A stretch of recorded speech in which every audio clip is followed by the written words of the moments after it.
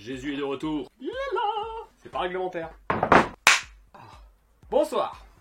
Mes chers amis high-techers, j'ai essayé à maintes reprises de faire ce que notre ami Advoco, un Ruskov complètement taré qui fait des trucs de dingue. Vous devriez aller voir sa chaîne, elle est vraiment pas mal. Maintenant je suis en focus. Donc je disais quoi? Oui, Advoco. Advoco il nous a fait un petit outil qui permet en fait de faire du fil à partir de bouteilles de plastique. Et ce fil a la particularité d'être thermo-rétractable. C'est-à-dire que si on y applique une chaleur, il se rétracte et il devient super solide. Et c'est une très bonne façon de recycler ce genre d'objet qu'on trouve un peu partout.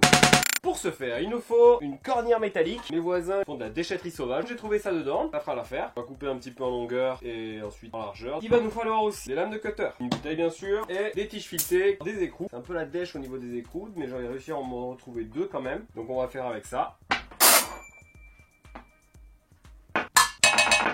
C'est bon. Donc l'idée ça va être de faire des entailles, de glisser la lame de cutter dedans et de faire un support pour tenir la bouteille sur le côté avec la tige filetée. Après on engagera un tout petit peu la bouteille, on n'aura plus qu'à tirer. Très utilisé du côté de Cuba, que dire d'autre?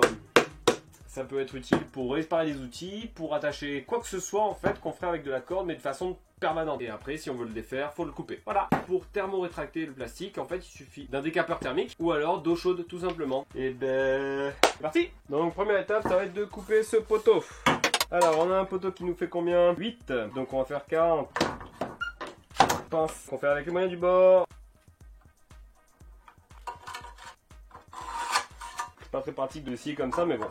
Vous savez quoi? Rien à foutre. Et merde.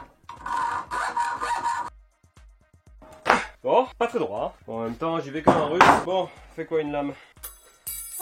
Donc bien sûr faut que la lame elle dépasse pas hein.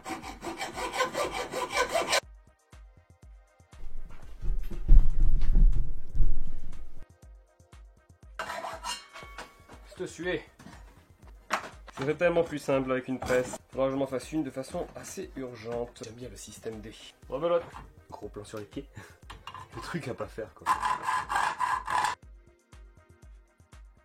Ah, voilà. Attention à pas se couper juste. Putain, le moustique qui me pique, bâtard. On a deux belles cornières bien solides. Donc maintenant, on va éviter de se couper. Donc je vais limer tout ça. L'idée, ça va être de prendre la lame et on va aller la glisser là-dedans. On va trouver un système pour pouvoir la fixer comme ça. Et ensuite, avant de le faire bien sûr, on va faire des encoches. Et la fenêtre qu'on laissera sur le devant de l'encoche, ce sera l'épaisseur du fil. Par contre, ce qui va être très important, c'est d'aller couper très loin derrière. Par exemple, si on fait 0,5, on va faire 0,5 ici. Ici, on va devoir aller couper très loin derrière, jusque là à peu près. De façon à ce que le plastique glisse bien dans la rainure et n'aille pas se coincer en fait. C'est ça qui est très important, c'est que ça se coince pas. La tige filetée, on la fera passer dans le trou de la lame de cutter. Il y aura un écrou ici et un écrou de l'autre côté. Et on le pliera de façon à ce que ce soit à la bonne hauteur. Donc là, on passe aux encoches. Pour voir à peu près le goulot. Donc on va dire que première encoche vers là. Voilà. On va toutes les faire arriver au même endroit, quasiment jusqu'à la fin. Et donc... on va faire le premier, il me dit 1, 2, 3 mm, ça me semble parfait. Puis 5, et on va rajouter encore 3 mm derrière. Et on va les espacer tous, un demi centimètre chacun. Comme ça j'aurai 3 tailles, je pense que ça ira largement. On verra bien. Alors la précision par contre, c'est de rigueur.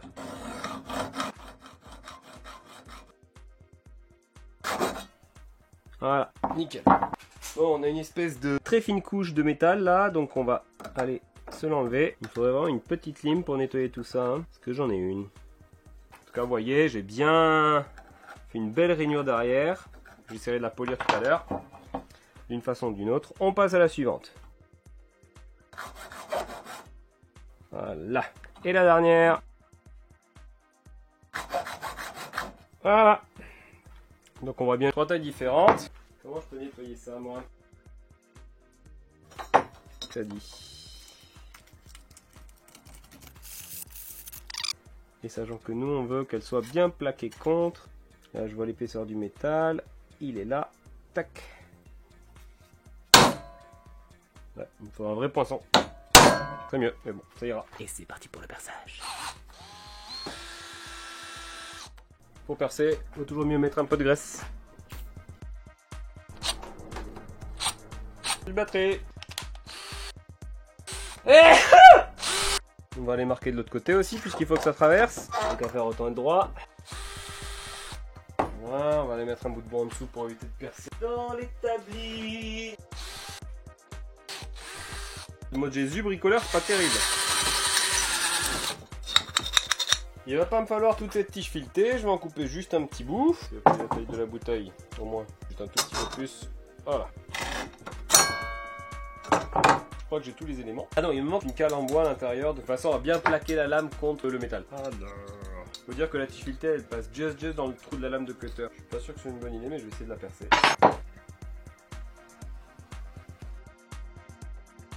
Bon, maintenant, ça glisse bien. Non. Eh ben, ça ressemble à quelque chose quand même. Devant la lame, donc, il y a juste un tout petit jour. Donc, maintenant, la cale, qui me dit. On va aller de 36,4. Alors, 36,4. Bois, il est tendre. Je bime pas trop la lame, ça me va. Alors, je peux présenter la pénétrante. Mais je pars en couille déjà.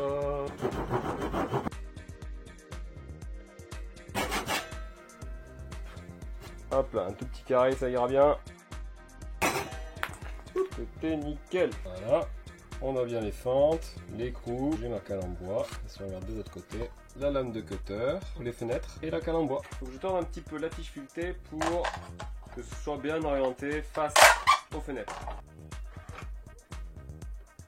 Et normalement, maintenant, devant vos yeux ébahis, j'engage un petit peu dans la fenêtre. Il est engagé. Je vais mettre un peu avec la pince, je tire un peu, à plat. Je crois qu'en fait, si on tire vers le bas, ça va beaucoup mieux. Donc dans le sens... Ah ouais, en fait, c'est ça qu'il faut faire.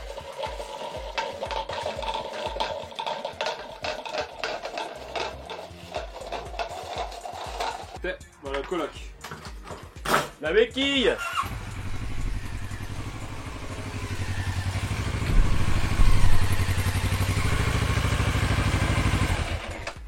Dis bonjour Baptiste. Salut. Il faut vraiment tirer dans le sens opposé à la fente. Ça évite de bourrer les fenêtres et je crois que ça marche carrément mieux. Regardez ça. Ah,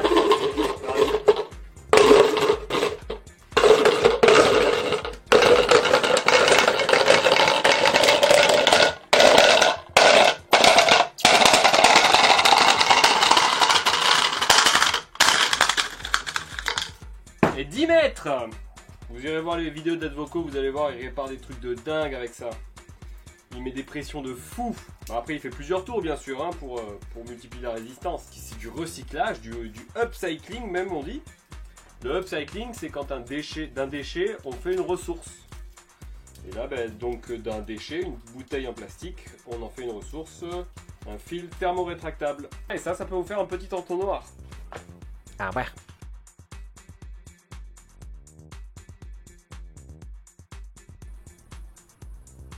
Pourtant, ça touche pas le métal.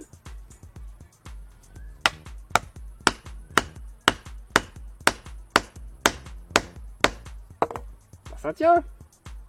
Que la force des low-takers soit avec vous. Ah ouais.